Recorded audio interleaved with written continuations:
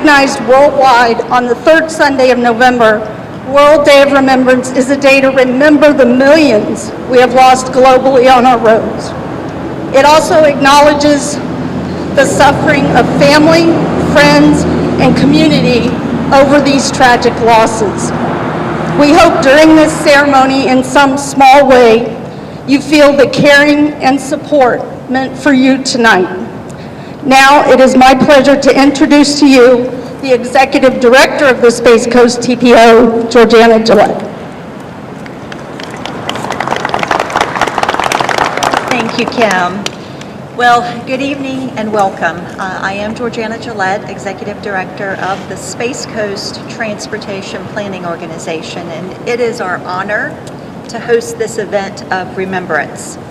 This event gives our community a chance to come together locally to honor those whose lives have been forever changed by traffic violence. For the survivors, we realize you do not need a ceremony to remember your loved one. This public remembrance is an act of recognition. Tonight, we are saying to the survivors that your loved one was valued, and we honor your loss. We stand with you and we share in your grief. The number of people suffering from heartache caused by a traffic crash is unacceptable. The luminaries around the reflecting pond number 400. The number represents the number of people killed in Brevard County roadways the last 5 years. The people were not statistics. They were valued members of our family. As a transportation planning organization, the Space Coast TPO is committed to safety on our roadways. We have adopted Vision Zero, which means we have formally committed to the goal of 0 traffic deaths. 0 is the only acceptable number. So we envision a transportation network to be one where everyone can travel wherever they need to go safely, reliably, and efficiently, whether they're traveling on our roads, sidewalks, bicycle lane, or transit. By coming together as a community, we can end traffic deaths. So in closing, remember we stand with you and honor your loss. We will always remember the images of this evening and those honored here tonight. And let me assure you, this event will not be the end of the traffic safety discussion. Instead, it will serve as inspiration for us to work hard every day to create a safer system for all road users. So we thank you so much for being here and allowing us an opportunity to recognize your loved one. And so next I would like to bring up Ms. Miriam Moore, who is a survivor reflection and a story that she would like to share with us. So thank you very much.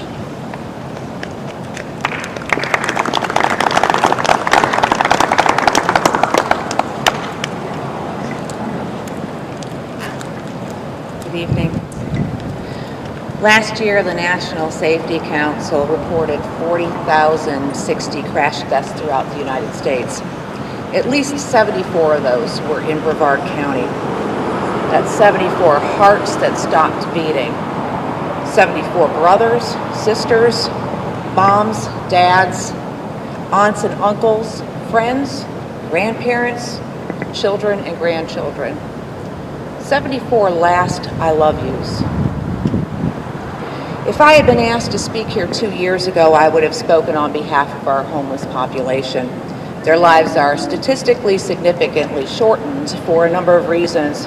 One of the more prevalent and under-recognized being victims of traffic crashes. Because they travel by bicycle or on foot, often in areas or during times of day in which poor lighting is a factor, they carry a higher risk of injury or death just by leaving their encampments. This year we mourn the loss of more than a few of our friends experiencing homelessness, roadway crash victims. This year I also stand here representing all those who have lost a parent or a child to unsafe roadways and drivers. Sometimes when someone we know has lost someone we love, we hear them use the term letting go. They might say, I don't know how to let go, or it was difficult, but I finally let go, or I realized that was the moment I let go. Others prefer the practice of holding on, even when it drags them down, even when they have to excuse themselves from a meeting for a moment, scream into a pillow, cry in the shower when nobody can hear them. Many, if not all of you, have probably experienced the dilemma of letting go or holding on at some point in your lives. Letting go or holding on.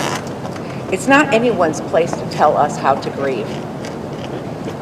When we let go of something, we're freeing ourselves from it completely. It's no longer ours. When we hold on, we risk physical, emotional, and spiritual collapse. The struggle inside our heart and mind can go on for months or years and break us over and over again. If we let go, we no longer retain ownership of the item we are releasing. It's gone. If we hold on to the physical and emotional pain, it chips away at our spirit, our personality, and sometimes our will to live. While I understand this is a personal decision from my own experience in working through this process, I ask of you, please, only let go of that which does not belong to you or that which will harm you. Hold on to all the memories of all those who are gone too soon. Hold on to the smiles, the sound of their voices, their laughter, the warmth of their touch, because there is a third option coming. It often doesn't present itself until some time has passed and we tire of that daily struggle. It only becomes a possibility when we finally choose to hold on to our will to live. Embrace. When we embrace something, we take ownership of it. The dictionary defines the word embrace as an act of accepting or supporting something willingly or enthusiastically, or to be serious about starting something new. All those feelings you experienced when you were first told your loved one was never coming back to you, the feelings of sadness, of anger, of guilt, and the pain that rips out your heart and makes you beg God to take you instead. Please, please don't let go, and don't simply hold on. Embrace those feelings.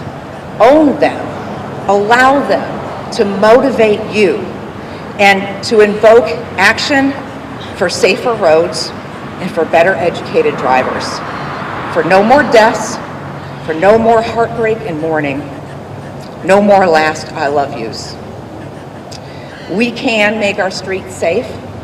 We can prevent the premature deaths of our parents, siblings, friends, and children. So grieve. And in any way you need to grieve, I will support you. I will cry with you when time has passed, when you have grown tired of the struggle, when you are ready to let go of that which harms you and hold on to the memories of your loved one. I invite you to join me in embracing your journey, and in doing so, create a legacy for your loved one which offers hope to others that one day their brothers and sisters, moms and dads, aunts and uncles, friends, grandparents, children and grandchildren will not find themselves suddenly struggling with the dilemma of letting go or holding on. Thank you.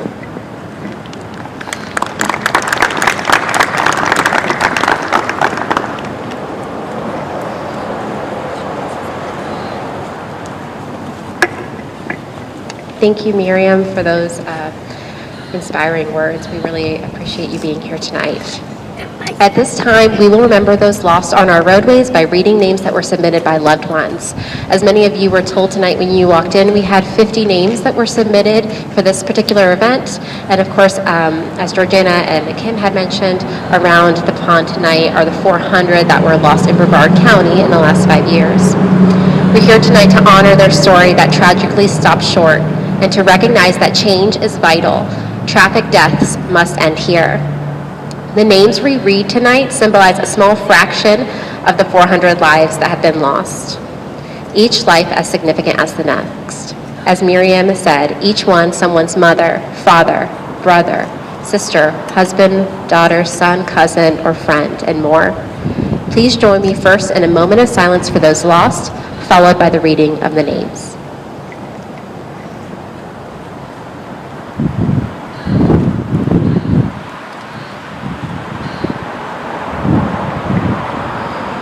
Colin Bateman, July 24th, 2012.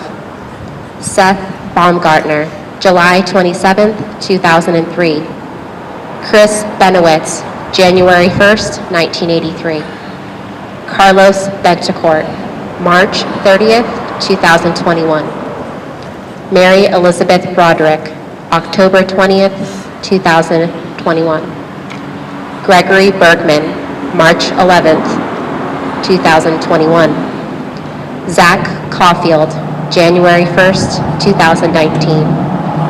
Donald Cohen, March 1st, 2020. Dalton Cook, June 16th, 2012. John Crocker, December 19th, 2014.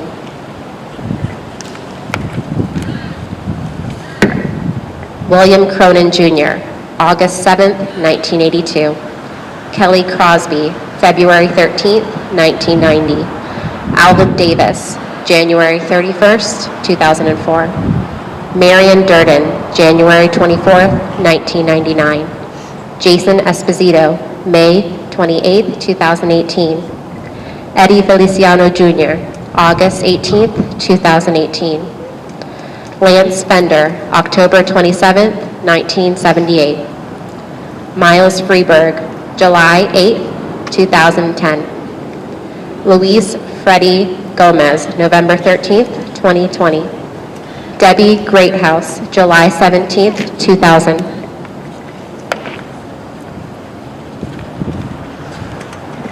Daniel Hegarty, August 12th, 2009.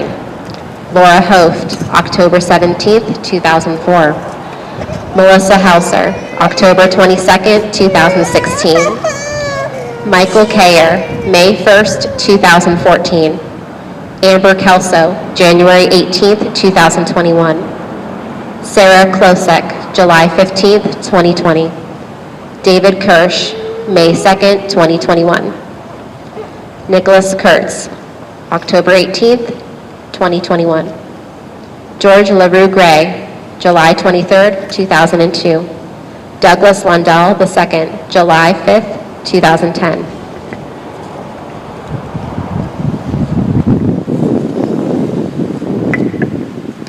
E.J. McButton, August 18th, 2018. Aidan McLean, February 9th, 2011. Barbara McLean, February 9th, 2011. Dylan Merrill, August 1st, 2020. Devin Minus, December 12th, 2017. David O'Haver, May 8th, 2014. Luis O'Neill, 1976. Alex Osborne, November 13th, 2021. Mary Catherine Otto Menike, June 15th, 2020. Bradley Parrish, February 20th, 1999.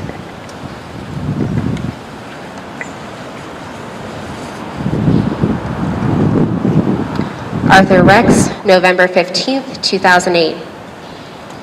Rusty Rome, May 9th, 2021. Jesse Silberman, August 4th, 1986. Aaron C.L. Lautsky, June 18th, 2005. Jason Strandberg, January 1st, 2020.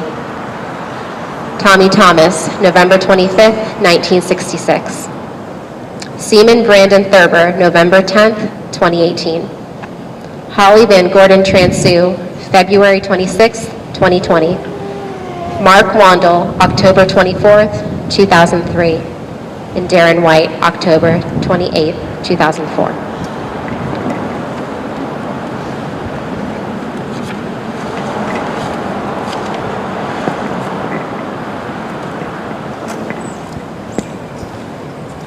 Thank you, Abby. Again, we cannot give any of you what you lost back. We can just give you our promise that we will try to make our roads safer moving forward. And again, thank you for the opportunity to honor your loved ones tonight. And in closing out, we will invite you, if you would like, you're more than welcome to take your loved one's lantern. If you want to dump the sand, there's a couple buckets over there. You can take it with you. You can dump it. Just be careful when you pick them up. They did get a little damp, so put a hand under them if you're going to pick them up. So thank you very much for being here, and thank you for this opportunity. And again, I can't tell you how very sorry we are for your loss. Thank you.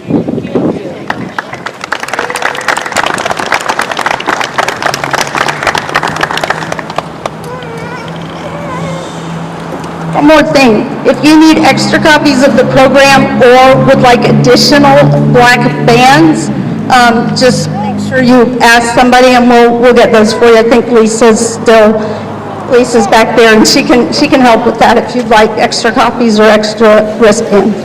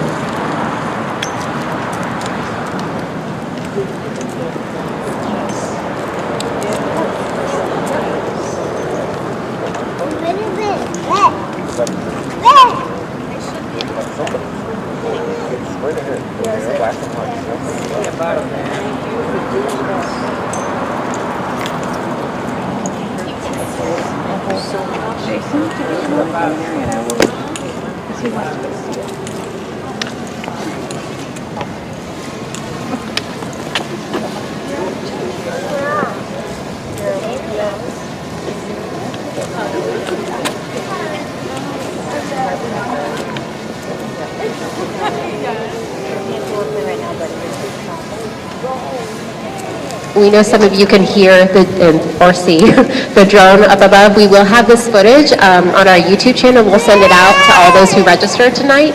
It'll also be on our social media pages so that you'll have a copy as well.